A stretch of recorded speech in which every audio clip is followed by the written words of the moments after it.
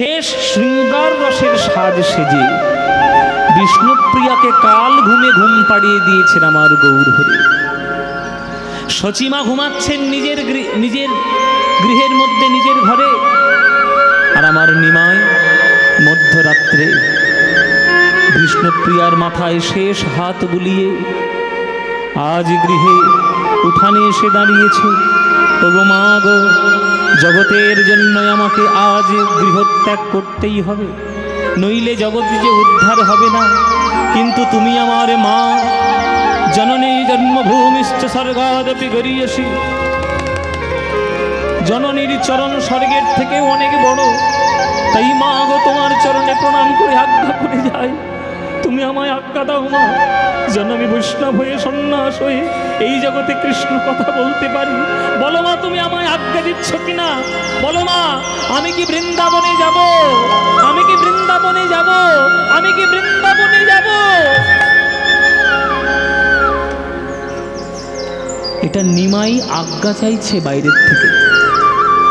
আর ঠিক সেই সময় সচিমা স্বপ্ন দেখছেন যে বৃন্দাবন থেকে কোন একটা কোকিল পাখি উড়ে এসে তার ঘরের চালে বসেছে, তার ঘরের চালে বসেছে। আর সেই কোকিলকে উদ্দেশ্য করে আমার সচিমা ঘুমের ঘরে কথা বলছেন। কি কথা বলছেন মায়েরা? ওরে ব্রজের কোকিল ব্রজে যারে, ওরে ব্রজের কোকিল ব্রজে যারে, ওরে ব্রজের কোকিল ব্রজে যারে, ব্রজের কোকিল ব্রজে যারে। ওরে হেথায় কেন এলি উড়ে, ব্রজের কোকিল ব্রজে যারে। ওরে হেথায় কেন এলি উড়ে, ব্রজের কোকিল ব্রজে যারে। সচিমা ওই ঘুমের ঘরে কথা বলছেন আর বলছেন, ওরে ব্রজের কোকিল ব্রজে যা, ব্রজের কোকিল ব্রজে যা, ব্রজের কোকিল ব্রজে যা। আর নিমাই বাইরে থেকে শুধু একটাই শব্দ শুনতে পাচ্ছে, তিনবার বলছে, মা ব্রজে যা, ব্রজে যা, ব্রজে যা। নিমাই মনে মনে ভাবলো, মা যদি ঘুমিয়ে পড়বে তাহলে এক কথা তো সে তিনবার বলবে না। তিনবার বলেছে মানে মা নিশ্চয়ই জেগে আছে।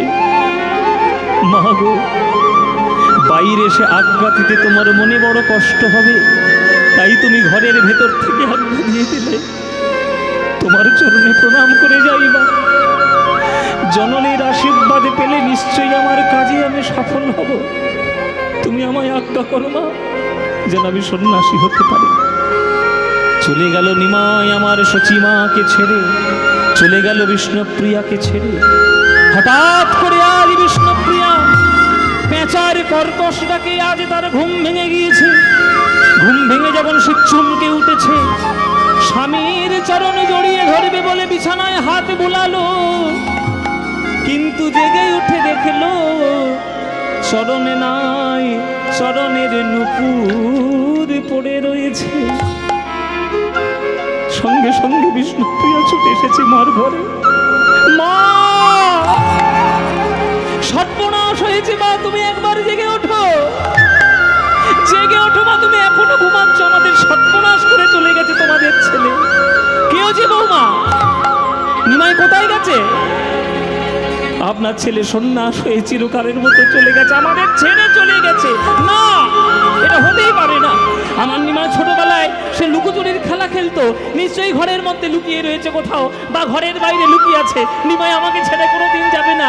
নিমাই, ওরে নিমাই, ওরে নিমাই। দাঁড়া রে দাঁড়া রে নিমাই,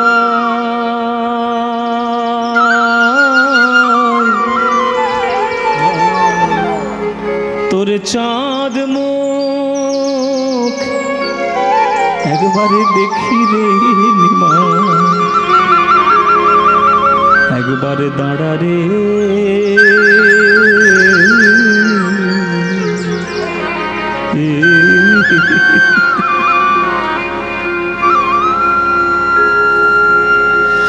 সবাই একটু হাত জোড়ে করে বসুন মায়েরা, সবাই একটু হাত জোড়ে করে বসুন।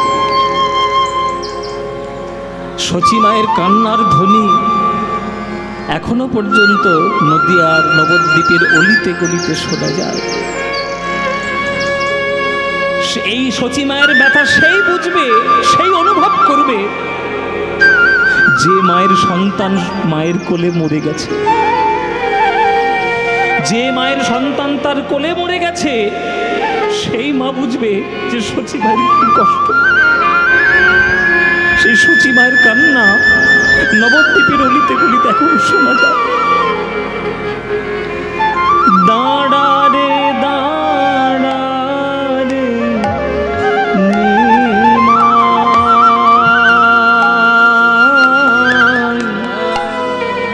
তোর চাঁদ মুখ একবারে দেখি রে নিমাই, একবারে দাঁড়া রে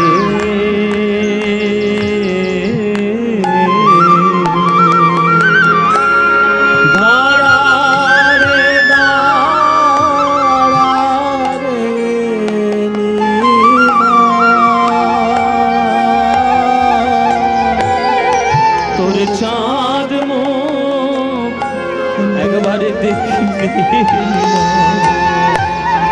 একবারে দাঁড়া রে।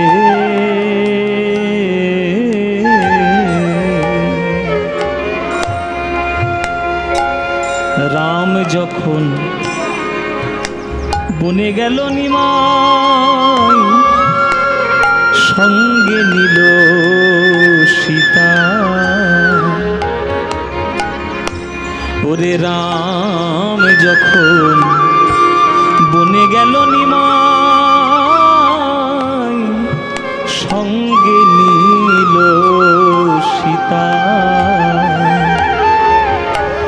ওগো তুমি যবে গেলে গো নিমাই, নিলে না বিষ্ণু প্রিয়া বধূ মাতা নিমাই, একবারে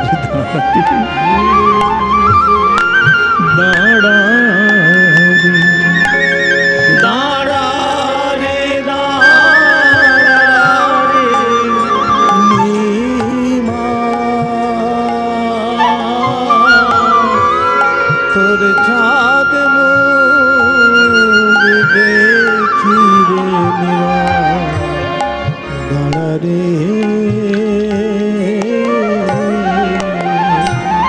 আপনার এখানে যারা মা আছে এই কথাটি আপনারা বুঝবেন। একটা রমণী, একটা নারী নিজেদেরকে ভাগ্যবতী বলে মনে করে যদি সেই মা সন্তানের কোলে মাথা রেখে মরতে পারে। যে ছেলের কোলে মাথা রেখে মরেছি, এর থেকে বড় ভাগ্য কি চাই। কিন্তু সেই মায়ের কোলে যদি কোনো ছেলে মরে যায়, সেই মা জানে সন্তান হারানোর জ্বালা কি। ওরে নিমাই রে, তোর 8টা দিদি আমার কোলে মাথা পেতে মরেছে, তোর বড় দাদা আমাকে ছেড়ে চলে গেছে, তোর বাপটাও তাড়াতাড়ি চলে গেল আমায় ছেড়ে। তোকে বিয়ে দিলাম প্রিয়ার সঙ্গে, সেই লক্ষ্মীপ্রিয় আমার চোখের সামনে মরল সাপে কেটে। এত বড় বুকের যন্ত্রণা নিয়ে রয়েছি, আর সেই মাকে কাঁদিয়ে তোর কিসের ধর্ম নিমাই? বল নিমাই, তোর কোন শাস্ত্র, কোন দর্শন তোকে বলেছে যে মাকে কাঁদিয়ে ধর্ম করতে হয়? লোকে বলে যত বলুক নিমাই, পণ্ডিত তুমি বড়, বলো আমাকে কি বুঝাইতে পারো গো। কেন আপন জননী ছাড়ো একবারে তারারে বাকি করে ফেলিনি না। এই পাগলের দুঃখিনী মার কোথায় ঘুরবে, কোথায় যাবে? আমি তো কদিন পর চিতায় উঠবো, আমার কথা না হয় নাই মনে করলি। একটা মেয়েকে সদ্য করে বিয়ে করে ঘরে নিয়ে এসেছিস, কোনোদিন লজ্জায় তার সামনে মুখের সামনে গিয়ে দাঁড়াতে পারবো না, কি উত্তর দেব না? বলো বলো। লোকে বলে যত বলুক নিমাই, পণ্ডিত তুমি বড়, বলো আমাকে কি বুঝাইতে পারো গো? কেন আপন জননী ছাড়ো রে নিমাই, একবারে দাদা রে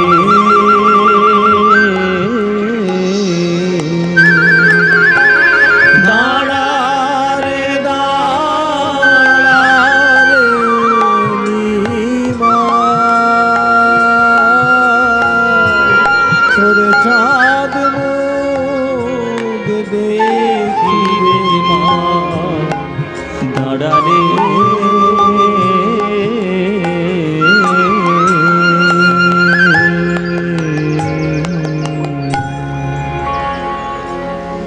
সবাইকে কাঁদিয়ে নবদ্বীপকে শূন্য করে নিমাই এলেন ভোরের বেলায় কাটোয়ায় কেশব ভারতীর আশ্রমে।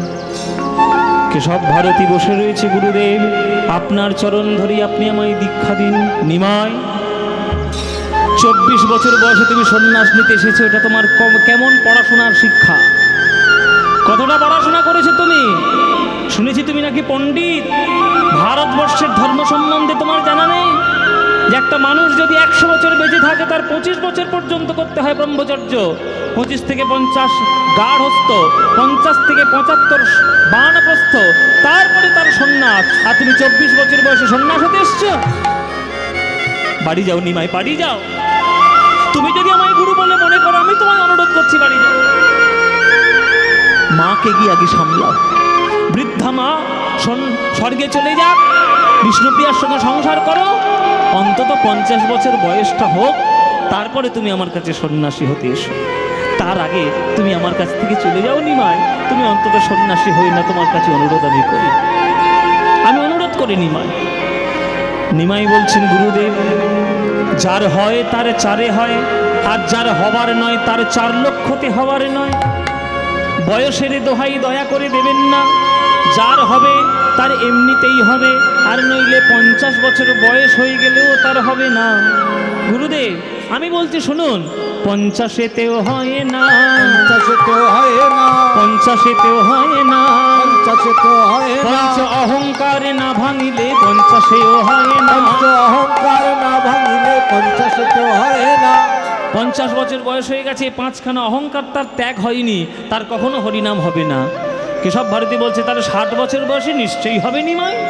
প্রভু বললেন, 60-তেও হয় না, 60-তেও হয় না, ষড়রিপু না কাটিলে 60-তেও হয় না, তোমার ষড়রিপু না কাটিলে 60-তেও হয় না, ষড়রিপু না কাটিলে 60-তেও হয় না, ষড়রিপু না কাটিলে 60-তেও হয় না। ঠিক আছে ঠিক আছে, 60 বছর বয়সে না হয়, 70 বছর বয়সে নিশ্চয়ই হবে নিমাই। প্রভু বললেন, 70-এও হয় না, 70-এও হয় না, সপ্তরস ভেদে না জানিলে 70-এও হয় না, রস ভেদে না জানিলে 70-তেও হয় না, সপ্তরসভেদ না জানলে 70 বছর বয়সেও হবে না। 80 বছরে অবশ্যই হবে হরিনাম, 80 বছরে অবশ্যই হরিনাম হবে। তর্ক করছে আমার কাছে এসে, 80 বছর বয়সে নিশ্চয়ই হবে নিমাই। 80 বছর, প্রভু বললেন, 80-তেও হয় না, 80-তেও হয় না, ওগো অষ্টপাশে না কাটিলে 80-তেও হয় না, অষ্টপাশে না কাটিলে 80-তেও হয় না। ঘৃণা লজ্জা ভয় মান কুলশীল জাতীয় অভিমান, এই 8খানা পাশ যদি ত্যাগ করতে না পারো, 80 বছর বয়সেও তোমার দ্বারা হরিনাম হবে। ঠিক আছে নিমাই, 90 বছর বয়সে নিশ্চয়ই হবে। প্রভু বললেন 90তেও হয় না, 90তেও হয় না, নববিধা ভক্তি না জন্মিলে 90তেও হয় না, নববিধা ভক্তি না জন্মিলে 90তেও হয় না। শ্রবণং কীর্তনং বিষ্ণু শরণং পাদ সেবনম অর্চনং বন্দনং স্বক্ষং দাস্বং আত্মনিবেদনম। 9টা ভক্তির যদি একটাও না হয় 90 বছর বয়সেও তার দ্বারা হরিনাম হবে না।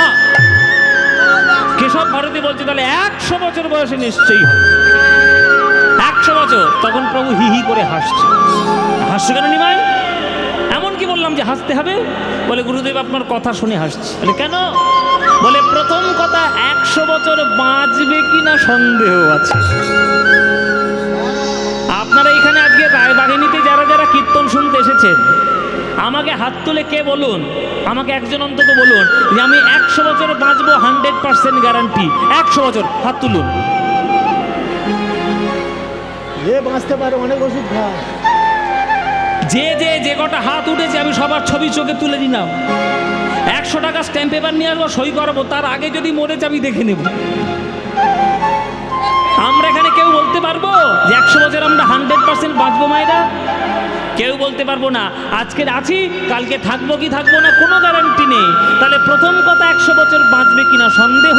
আর দ্বিতীয় কথা, যদিও বা বেঁচে যায় তবুও তার দ্বারা হরিনাম হবে না। কেন? সৎসঙ্গ না করিলে একসাথেও হয় না। সৎসঙ্গ না করিলে একসাথেও হয় না। সৎসঙ্গ না করিলে একসাথেও হয় না। তোমার সৎসঙ্গ না করিলে একসাথেও হয় না।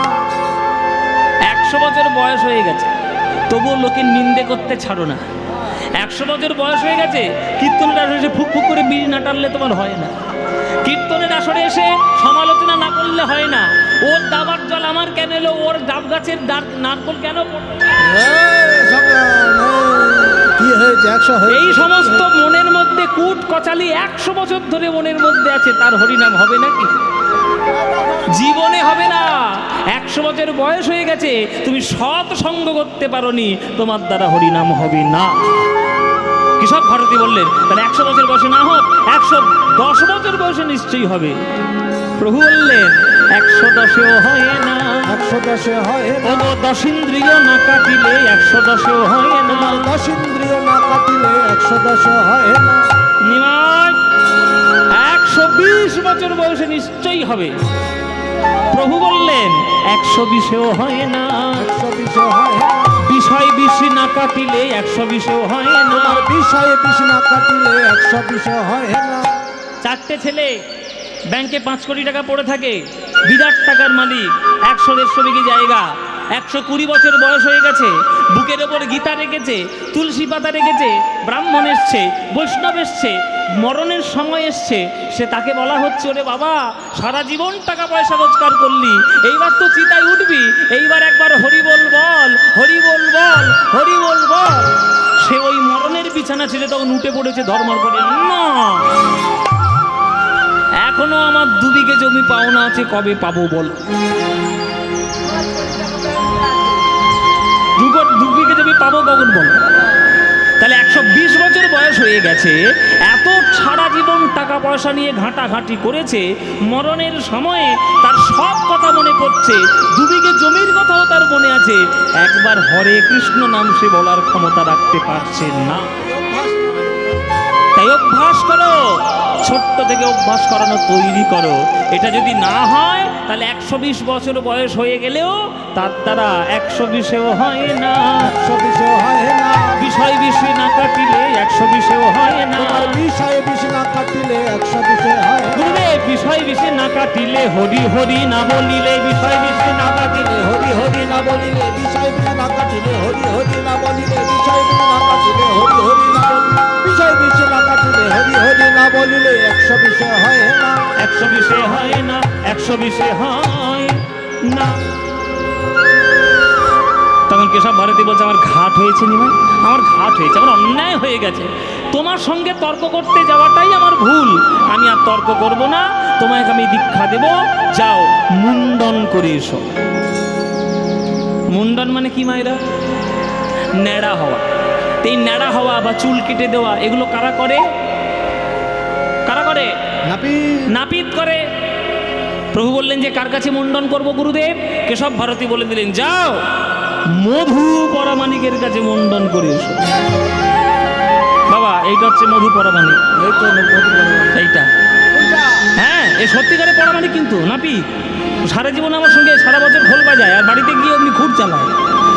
হ্যাঁ হ্যাঁ, পেটের জ্বালায় একদম মধুর মতো দেখতে। দেখো মায়েরা, মুখটা দেখো পুরো মধু। কেউটে সামনে ওর মুখ বুঝতে পারবে না। আচ্ছা আচ্ছা, এই মধু মধু এত সুন্দর করে মহাপ্রভু আমার ডেকেছে, মধু চমকে উঠেছে। ওরে বাবা, কি আমায় ডাকলো?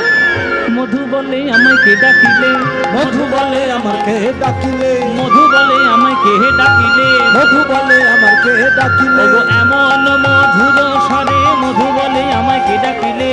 এমন মধুর স্বরে মধু বলে আমাকে ডাকিলে। কে আমায় ডাকলো? কে? এই মধু, আমি ডেকেছি, আমি ডেকেছি।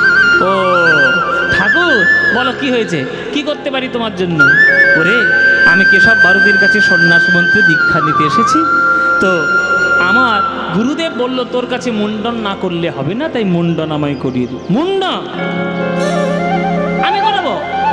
ওমা, কেশব ভারতী সব কথা বলে দিয়েছে। সব এই কথা বলেনি যে আমি হচ্ছেন ফেলো করি মাকতেন, আমি কি তোমার বড় ওই রকম লোক?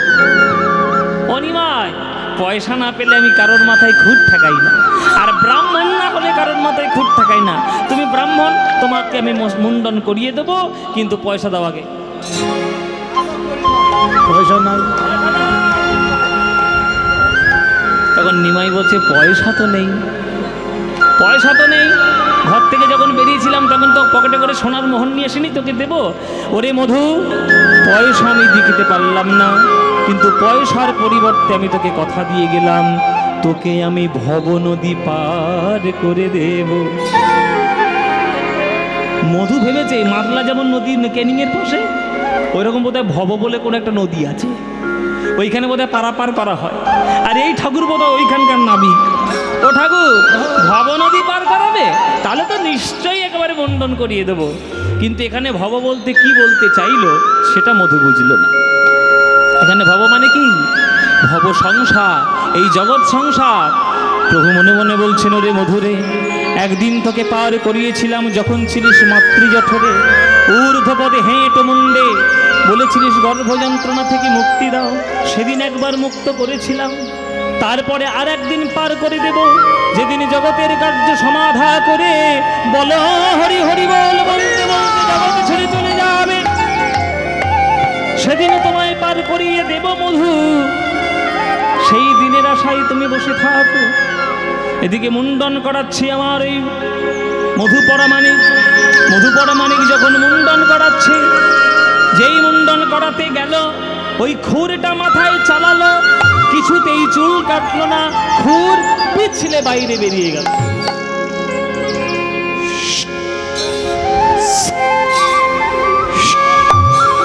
কাটছে না কেন? আরে যতবার চালাচ্ছে পিছলে বেরিয়ে যাচ্ছে, কিছুতে চুল কাটছে না। তো শান্তি আনলো। বলে এক্ষুনি তো শান্তি নিলাম, এক্ষুনি তো ধার দিয়ে নিল, ভূতে ধরলো না কিরে বাবা খুঁড়ের মধ্যে। তখন নিমাই বলছে এমনি কাটছে না। ওরে মধু, তুই একটু আগে বলেছিস তুই নাকি বামনের নাপিত, তা বামনের নাপিত হয়েছিস আর এটা জানিস না যে বামনের মাথায় হাত দিতে গেলে বামনের আগে পায়ে হাত দিতে হয়? ও, এইটা তো আমার জানা ছিল না, তাহলে তোমার পেন নাম করে নি। এই বলে যে প্রণাম করতে গেছে মধু পরামানিক প্রভুর চরণে, দেখে প্রভুর চরণের তলায় শঙ্খ চক্র করা পদ্মের চিহ্ন রয়েছে। চমকে উঠেছে মধু, এ তো কেবলমাত্র নারায়ণের পায়ের তলায় থাকে, তাহলে নিমাই কি আমার নারায়ণ? কৃষ্ণ করুণা সিন্ধু দীনবন্ধু জগৎপতে গোপেশ গোপিকা কান্ত রাধা কান্ত নমঃ।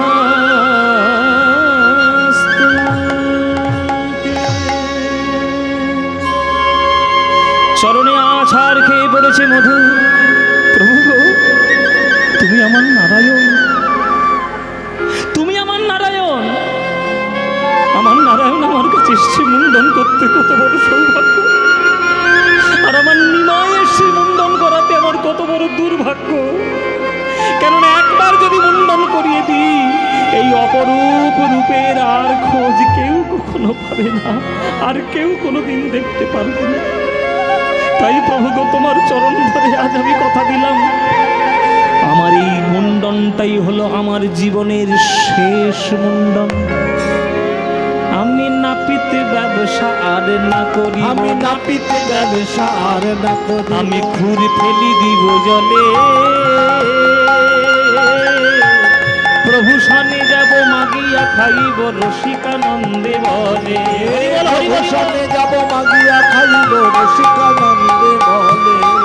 আমি তোমার সঙ্গে যাব, প্রভু আমি তোমার সঙ্গে যাব, আমি তোমার চরণ ধরে, আমি তোমার সঙ্গে যাব, প্রভু তোমার চরণ ধরে আমি তোমার সঙ্গে যাব। তোমার চরণ ধরে মুখে গৌরী গৌরী গৌরী বলে, তোমার চরণ ধরে গৌর গৌর গৌর বলে, তোমার চরণ ধরে গৌর গৌর গৌর বলে, তোমার চরণ ধরে কৃষ্ণ কৃষ্ণ কৃষ্ণ বলে, তোমার চরণ ধরে। ওগো আমি তোমার সঙ্গে যাব, আমি তোমার সঙ্গে যাব। মুন্ডন হয়ে গেল, আজকে সব ভারতের চরণে মুন্ডন করে বসেছেন। ওদিকে নদীর ওই পারে পাঠশালা থেকে ছুটিতে বাড়িতে এসেছিল কে? কেমন কীর্তন শুনছেন তো বলবো, আমি কোষ্ঠীপাতের ঘষবো না। পাঠশালায় ছুটি পেয়ে কে এসেছিল মায়েরা? গঙ্গাধর ভট্টাচার্য। গঙ্গাধর ভট্টাচার্য ছুটিতে এসছে বাড়িতে। পৌষ সংক্রান্তির সময় আমরা সবাই কোথায় স্নান করার বাসনা করি? গঙ্গা, গঙ্গার জলে। সব তীর্থ বারবার, গঙ্গাসাগর একবার। তাহলে সবার মনে বাসনা থাকবে যে একবার গঙ্গা জলে ডুব দিয়ে আসি। গঙ্গাধরের মনে সকালবেলায় উদয় হলো যে কালকের পাঠশালা থেকে এসছি, গঙ্গা স্নান করা হয়নি, আজকের পয়লা মাঘ, আজকের একটু গঙ্গা স্নান করে আসি। এই বলে স্নান করবে বলে গ্রাম থেকে বাইরে বেরিয়ে কাজে সুরধনী গঙ্গার ধারে এসেছে। ধারে এই পারে এসে দেখে ওই পারে প্রচুর লোক জড়ো হয়েছে বট গাছের তলায়। একটা লোক নদী ছেড়ে উঠে আসছে, তাকে জিজ্ঞেস করছে গঙ্গাধর, ও ভাই ও ভাই, এই নদীর ওই পারে এত ভিড় কেন গো? তখন সেই লোকটা বলছে, তুমি জানো না গঙ্গাধর, ওইখানে আজকের একটা সর্বনাশ হয়ে গেছে। কি হয়েছে? বলে ওইখানে আজকে একটা ছেলে সন্ন্যাস নিতে এসছে। আরে সন্ন্যাস তো কেউ না, রোজ না কেউ হচ্ছে, প্রত্যেক দিন কেশব ভারতীর কাছে। আজকে তো ভিড় কেন? অন্যদিন তো ভিড় হয় না, আজকের কেন তো ভিড়? তখন সেই লোকটা বলছে, কি যেমন তেমন ছেলে সন্ন্যাসী হতে এসছে গো? এসেছে আমাদের হৃদয়ের টুকরো, এসেছে আমাদের হৃদয়ের ভাব, এসেছে সোনার নিমাই সন্ন্যাস হতে এসেছে। কি না না না না না, এটা হতেই পারে না। এই তো আমি কালকে দেখলাম সে সবাইকে নিয়ে হরিনাম করছে। নিমাই, ও নিমাই, তোমাকে সন্ন্যাসী আমি হতে দেবো না নিমাই। আমি তোমার দলের কীর্তন করবো, অনেক দিনের বাসনা। তুমি যদি সন্ন্যাসী হয়ে চলে যাও, আমি কার সঙ্গে এই মনোবাসনা পূর্ণ করবো? আছাড় খেয়ে বলল গঙ্গাধর, গঙ্গার জলে আছাড় খেয়ে পড়েছি। যতটা তাড়াতাড়ি পারে সে সাঁতার দিয়ে নদীর স্রোত টানতে টানতে ওই পার থেকে এই পারে আসছে নিমাইকে বাধা দিতে। নিমাইকে সে সন্ন্যাসী হতে দেবে না। একমুখী নদীর টান, এত সহজেই ওই পার থেকে এই পারে আসা যায় বাবা? এটা তো আর দক্ষিণ 24 পরগনা নয় যে একদিকে টান হয়ে জোয়ার ভাটা হয়ে চলে যাবে। এটা বর্ধমানের নদী, সব একমুখী স্রোত, সব এইদিকেই আসছে। আর কাটোয়ার নদীর স্রোত কত গভীর, সেটা পার করে আস্তে আস্তে অনেকটা সময় লেগে যাচ্ছে। তার মধ্যেই যে এদিকে সর্বনাশটা হয়ে যাচ্ছে সেটা তো সে বুঝতে পারছে না। নদীর এই পারে আমার মহাপ্রভু আজ বসেছেন কেশব ভারতীর কাছে। দেখুন গুরুদেব, মুন্ডন তো হয়ে গেল, আপনি দয়া করে আমায় দীক্ষাটা দিয়ে দিন। কেশব ভারতী বলছে, নিমাই কোন মন্ত্রে দীক্ষা দেব? সন্ন্যাসী দেওয়ার মন্ত্রটা আমি তো ভুলে গেছি নিমাই, মন্ত্র আমার মনে নাই। কোন মন্ত্রে তোমায় দীক্ষা দেব? তুমি আমায় ক্ষমা করে দাও, আমার মন্ত্র মনে নেই, সব ভুলে গেছি। প্রভু বলছে যে গতকাল রাত্রে স্বপ্নের মধ্যে আমি একটা মন্ত্র পেয়েছি, দেখুন তো এইটাই সেই সন্ন্যাসীর মন্ত্র কিনা। এই বলে নিমা